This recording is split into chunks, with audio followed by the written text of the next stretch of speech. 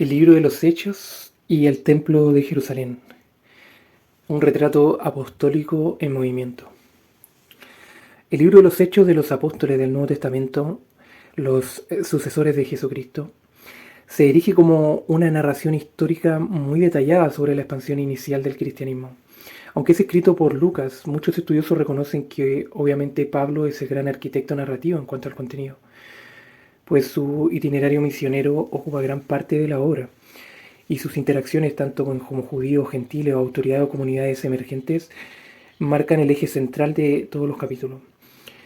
El trasfondo histórico es verídico, habla de la era del Imperio Romano, y el aspecto espiritual del libro de los Hechos no puede separarse de la existencia activa del Templo de Jerusalén. Para el lector moderno actual, muchas veces el templo es percibido como una institución superada por la fe en el Mesías, Jesucristo. Pero para los apóstoles y discípulos del siglo I, el templo no solo seguía en pie, sino que continuaba siendo un punto de referencia espiritual, cultural y también litúrgico. Por eso, en cuanto a Pablo y el patrón de la sinagoga, uno de los detalles más constantes en la narrativa de Lucas es el método de Pablo, que cuando llega a una ciudad primero busca la sinagoga. Esta estrategia, que no solo respondía a las costumbres judías, sino también a la lógica de la misión que él tenía, allí podía encontrar a judíos conocedores de las escrituras que podían ser persuadidos de que Jesús era el Mesías. Y también allí habían gentiles que eran temerosos de Dios, no plenamente convertidos al judaísmo, pero familiarizados con la ley de Moisés y las profecías. Todas las reuniones se daban los séptimos días, el sábado, conforme al cuarto mandamiento, lo que explica por qué el libro de los Hechos está plagado de referencias al séptimo día. De hecho, la única mención significativa del domingo o el primer día de la semana es en Hechos 27 y se sitúa en un contexto cultural distinto al de la lectura moderna, pues en el calendario judío el día empieza al anochecer, de modo que ese primer día podía ser en lo que en nuestro calendario gregoriano corresponde al sábado de la noche.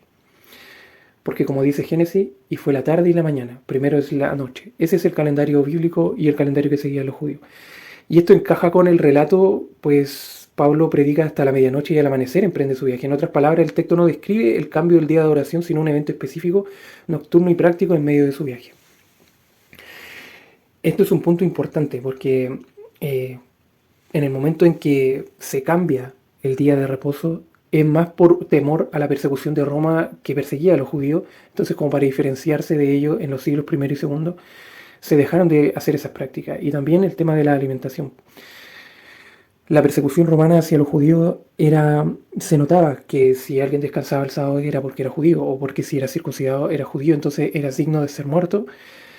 Y en cuanto a la alimentación, ¿cómo se llegó a tolerar todos los alimentos?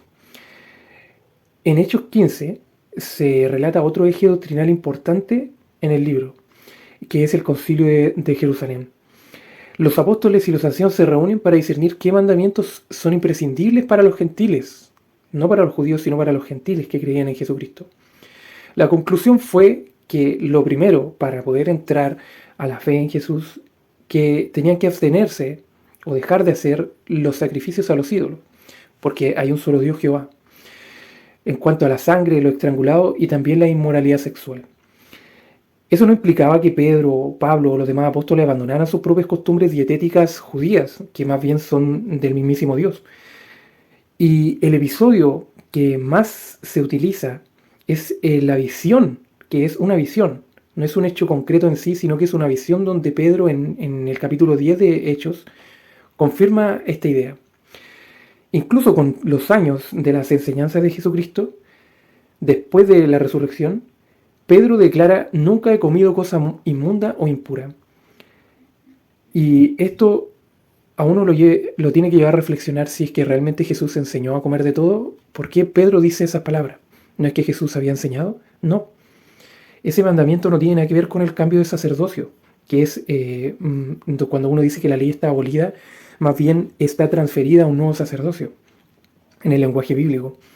Por eso en la visión hay una triple repetición de la visión y coincide con la llegada de los 3 hombres enviados por Cornelio.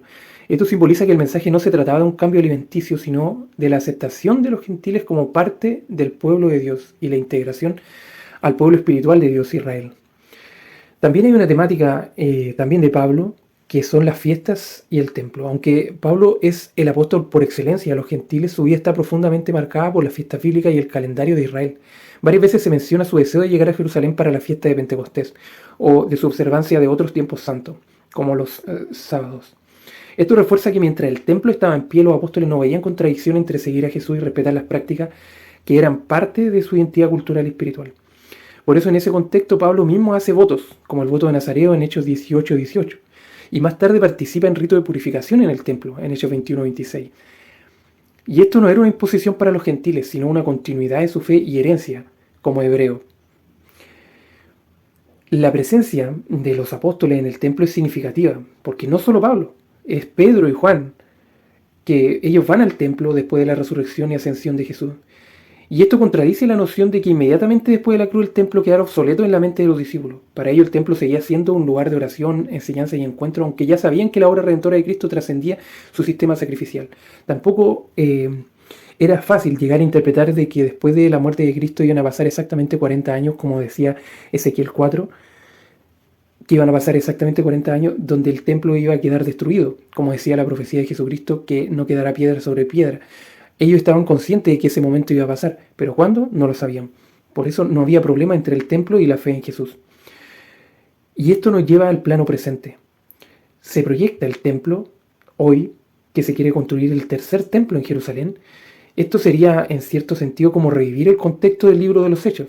Así como hemos hablado en otras ocasiones de que lo que hace Israel con su guerra con sus vecinos es como tal cual ver el Antiguo Testamento cuando Israel peleaba con sus vecinos.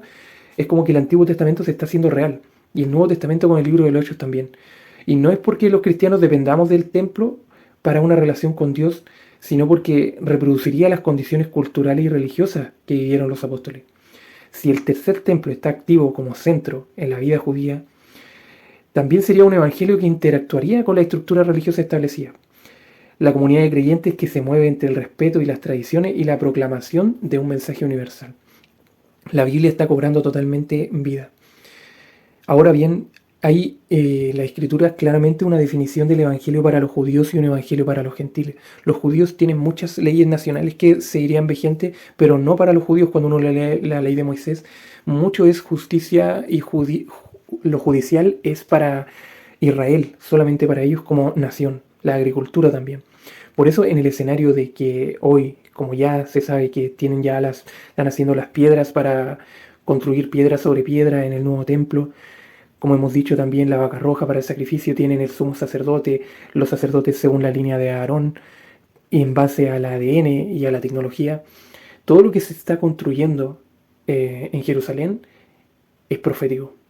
Porque nosotros sabemos que en Apocalipsis, para cuando vengan los últimos 2 profetas, tiene que estar el templo activo. Igual este escenario obviamente se repetirían las tensiones, porque claramente en el libro de los Hechos los judíos siguen persiguiendo a los cristianos y hoy en día también es así. Hay un fuerte rechazo de la autoridad judía de aceptar a Jesús como su Mesías. Por eso esto fomentaría también, como ya se lleva haciendo, que hay un restablecimiento entre la forma en que uno ve la ley de Moisés dada por Jehová, porque al final son las leyes de Jehová. Habría más discusiones sobre la ley, las costumbres, la autoridad espiritual, incluso la inclusión de personas de distintas naciones en un mismo cuerpo de fe. Por eso el libro de los Hechos no presenta una ruptura brusca con el judaísmo del primer siglo o la fe hebrea, sino una transición viva. Los apóstoles predican a Jesús como el Mesías dentro de las estructuras culturales existentes desde la sinagoga hasta el templo. Es impresionante que hay el libro que dice más que un carpintero, cómo se dieron las condiciones para que justo en ese momento en la historia Roma tuviera muchos caminos y hubiera una cultura que pudiera ser oidora del mensaje de Jesucristo y se expande rápidamente. Así que predicar a Jesús con el templo activo y con todo el conocimiento que se tiene hoy por la tecnología haría un replanteamiento. La Biblia está viva. Y Pablo, como el gran estratega misionero, mostrando que el Evangelio no nace en un vacío, sino en un diálogo con las Escrituras. Debemos ver, contrastar, como los de Berea, las costumbres y las realidades políticas del tiempo que estamos viviendo y el tiempo profético que se está cumpliendo. Por eso el templo en Jerusalén, mientras estuvo en pie, fue parte de esa historia no como un rival del Mesías, sino como un escenario donde la fe en Jesús se proclamó con fuerza. Por eso Jesús lo llamó casa de mi Padre, casa de oración. Nunca negó que el templo fuese necesario o es más un prototipo de lo que fue la destrucción del primer templo. El rechazo de la autoridad judía hacia Dios, hacia el Mesías, permite que Dios se desprenda de esa forma y ahora da el Espíritu a los que quieran en Él seguirlo. Entonces, aunque como contrastamos desde el principio el libro de los Hechos con el templo, no hay una ruptura. Esto es un puente entre la alianza antigua y la alianza nueva. En estos tiempos, la construcción del tercer templo se ve como más un acto donde la escritura dice que va a venir un personaje político que el Nuevo Testamento le declara el anti-Mesías, el anticristo. Entonces, por eso hay un poco se hace reacio poder ver lo necesario del templo hoy. Es más como la profecía tiene que cumplirse y tiene que haber templo y tiene que venir un líder que engañe a los judíos para que ellos puedan finalmente reconocer que Jesucristo es el Mesías. Entonces va a ser interesante la construcción del tercer templo y cómo vemos nosotros el libro de los Hechos. Si muchos cristianos querrán ir a Jerusalén a hacer alguna ofrenda, pero aunque no es necesario, no es una exigencia, es interesante cómo se va a revivir el libro de los Hechos.